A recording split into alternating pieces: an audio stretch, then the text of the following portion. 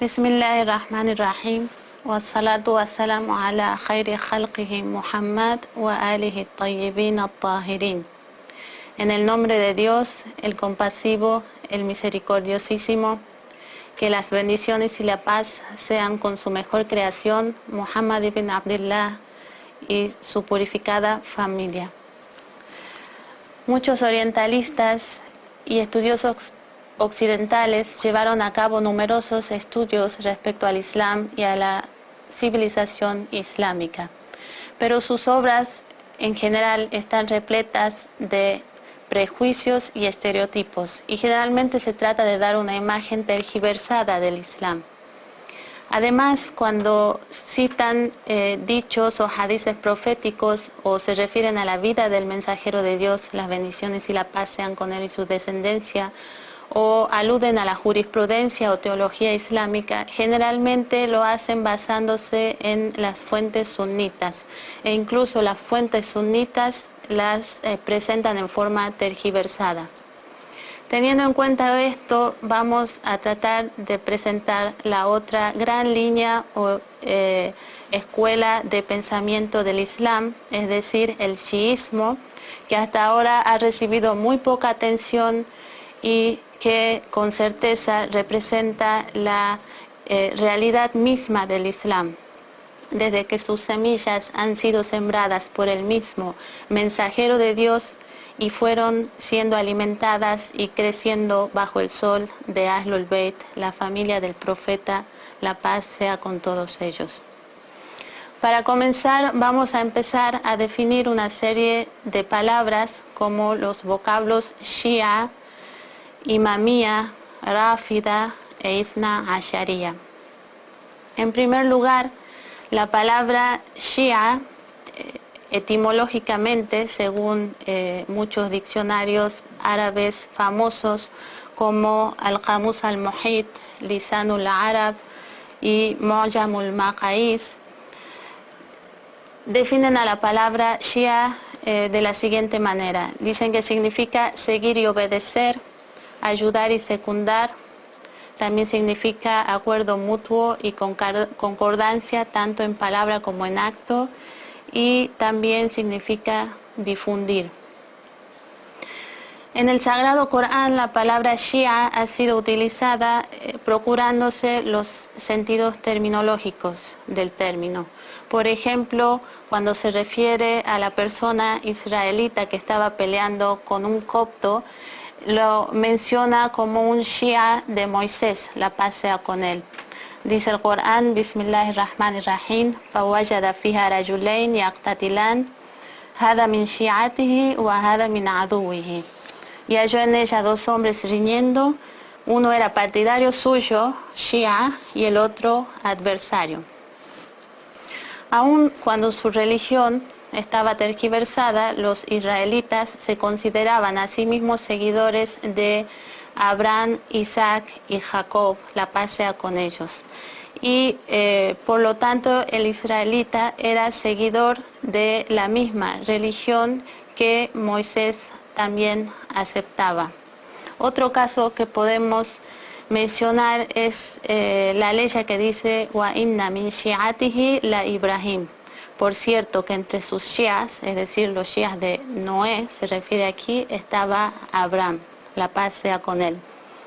Aquí el sentido no es que uno sigue al otro en el sentido de que uno es el líder y el otro el seguidor, sino que se refiere a un tipo de concordancia en la religión. En cuanto al significado terminológico de la palabra Shia, esta tiene diferentes usos. En primer lugar, se refiere a la creencia en el imamato inmediato del emir de los creyentes Ali ibn Abi Talib, la paz sea con él, tras el mensajero de Dios, desde que él es afdal, superior al resto de los compañeros, y existe un texto estipulante por parte del mensajero de Dios y por órdenes de Dios respecto al califato de Ali. Además, se refiere al califato después de Ali, de 11 de sus descendientes de la progenie de Fátima, la paz sea con ella, y nadie excepto ellos goza de este derecho. El segundo uso terminológico de la palabra Shia se refiere a aquellos que creían en la superioridad o afdalía de Ali por sobre el resto de los compañeros del profeta, incluidos los tres primeros califas Abu Bakr, Omar y Osman, aun cuando no creían en el califato inmediato, en que el califato de Ali tenía que darse en forma inmediata después del fallecimiento del profeta. Y a veces también se refiere a aquellos que creen en la superioridad o afdalía de Ali solamente por sobre el tercer califa Osman. El tercer uso terminológico de la palabra Shia es manifestar amor y cariño por la familia del profeta. Aun cuando la mayoría de los musulmanes siente amor y cariño por la familia del profeta desde que esta es una orden dada por el Sagrado Corán, allá donde dice, por ejemplo, قُلْ لَا أَسْأَلُكُمْ عَلَيْهِ أَجْرًا إِلَّا الْمَوَدَّةَ فِي الْقُرْبَى, donde Dios le dice al profeta que le diga a los musulmanes: no os exijo remuneración alguna por ello, sino que améis a mis parientes más cercanos.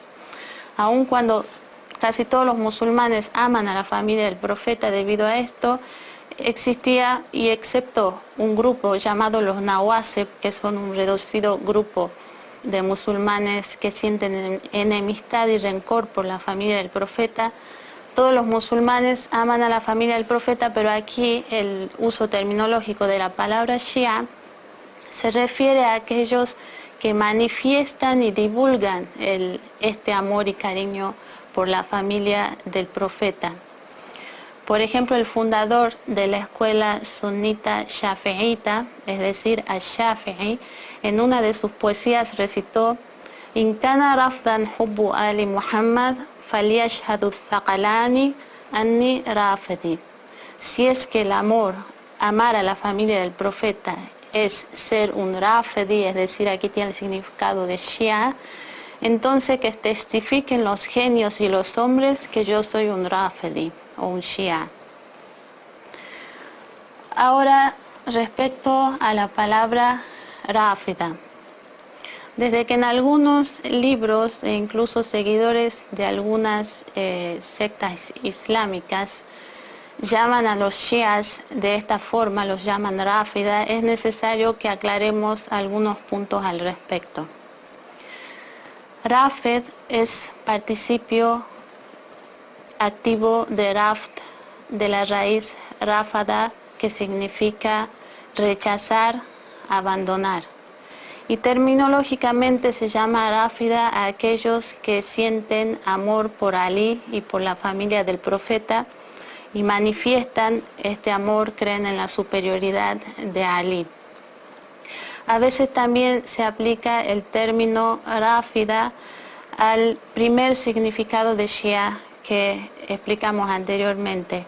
Por ejemplo, al-Ash'ari, el fundador de la escuela teológica Ash'arita, lo considera sinónimo de imamía y lo interpreta como creer en la existencia de un texto estipulado respecto al califato de Ali. En la jerga de Ahlus Sunnah se llama Ráfida a todos los shias, desde que ellos rechazaron seguir al califato de los tres califas, de los tres primeros califas, Abu Bakr, Omar y Osman. Es decir, aquí tendría un significado de disidente. De algunos hadices y referencias históricas se desprende que en la época del gobierno de los omeyas, estos usaban este término despectivamente para referirse a Ahlul Bayt y a sus shias, a sus seguidores.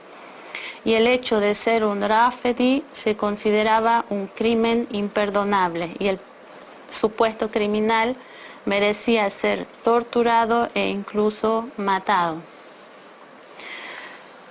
Uno de los compañeros del imam al-Baqir alayhi salam, llamado Abu Basir, una vez le dice al imam: nos han puesto un apodo a través del cual los gobernantes omeyas consideran lícita nuestra sangre, nuestros bienes y el hecho de torturarnos. El imam le pregunta a Abu Basir cuál es ese apodo y él le dice Ráfida. Entonces el imam, para confortarlo, le dice: 70 personas del ejército del faraón lo abandonaron y se unieron a Moisés, la paz sea con él. Entre la comunidad de Moisés no había nadie que manifestase su amor por Aarón tanto como ellos, y entre el pueblo de Moisés eran conocidos como Ráfida.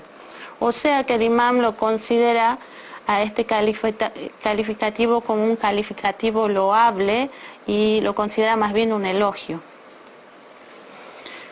La palabra Ráfida, más que un término religioso, es un término político que hace referencia a la oposición de las personas al gobierno reinante, ya sea que este gobierno sea justo o no.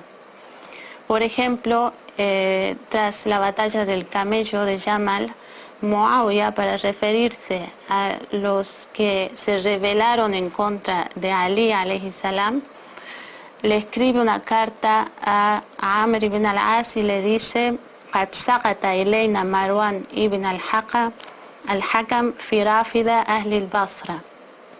Marwan ibn al-Hakam se presentó de repente ante nosotros junto a los Ráfida de Basora.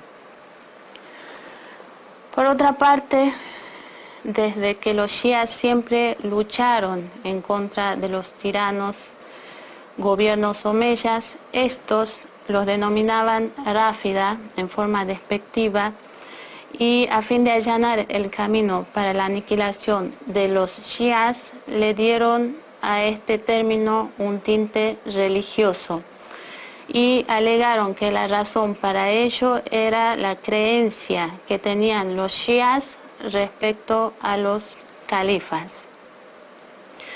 Otros términos que debemos definir son al-Imamía y al-Ithna Asharía.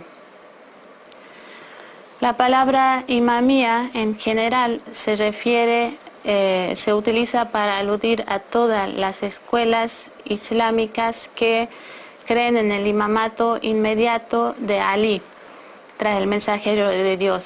Pero en forma particular este término alude solamente a los imames, a los shías Ithna Asharía o duodecimanos.